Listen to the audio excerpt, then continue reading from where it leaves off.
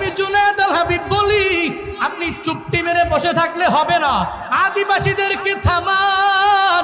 খাগড়াছড়ির আদিবাসীরা এরা এত পরিমাণে সাহস থেকে পেয়ে গেল, সেনাবাহিনীর গায়ের মধ্যে এরা হাত বাড়াইলো, এরা সেনাবাহিনীর গায়ের মধ্যে হাত তুললো, আবার মসজিদের মধ্যে এরা আগুন জ্বালাইলো। আমি জুনায়েদ আল হাবিব বলি, যদি এখনো পর্যন্ত আদিবাসীদেরকে থামানো না যায়, এরা আজকে মসজিদে আগুন লাগাইছে, আগামীকালকে আমাদের বড় বড় মাদ্রাসায় আগুন লাগাইতেও দ্বিধা করবে না, ঠিক কিনা? এদের মন্দিরগুলো আমরা পাহারা দিলাম। দেখো সারা দেশে পূজা মণ্ডপ, মুসলমানের সন্তানেরা ওই পূজা মণ্ডপের মধ্যে জীবনেও কোনোদিন আগুন লাগায় না। এদের পূজা মণ্ডপগুলো আরো, আমরা এই যে গত 1 বছর আগে পূজা মণ্ডপগুলো আমরাই তো পাহারা দিলাম, এদের পূজা মণ্ডপে আমরা আগুন লাগাই না। এই বৌদ্ধদের যে উপাসনালয়, ওখানে গিয়া তো কোনো মুসলমানের যুবকেরা আগুন লাগায় না, কেউ তো ওখানে গিয়া মারামারিও করে না, আগুন জ্বালায় না, ধ্বংস করে না।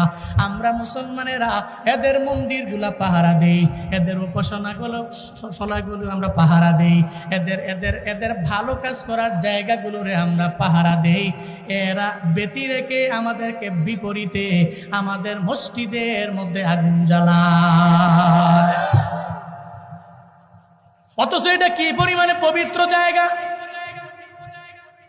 সেই পবিত্র জায়গায় গিয়ে বান্দা নামাজ আদায় করলে আল্লাহ কয়, বান্দা তোর যত জিন্দেগির নিয়ামত আমি আল্লাহ দিলাম, সব নিয়ামত একটা হিসাবও আমি আল্লাহ নিতাম না, নিব না। কেন নিবে না? কই তুই যদি আমার কুদরতি পায়ের মধ্যে সিজদা দাও, তুই যদি 5 ওয়াক্ত নামাজে একটু মসজিদে যাও, তুই যদি 5 ওয়াক্ত নামাজে আমি রবের কুদরতি পায়ে সিজদা দাও, আমি এত রাজি হব। তোরে যে আসমান দিলাম, জমিন দিলাম, সব আমি আল্লাহ দিয়া দিলাম, এত ফ্রি করে দিলাম। বান্দারে একটা হিসাবও নিব না।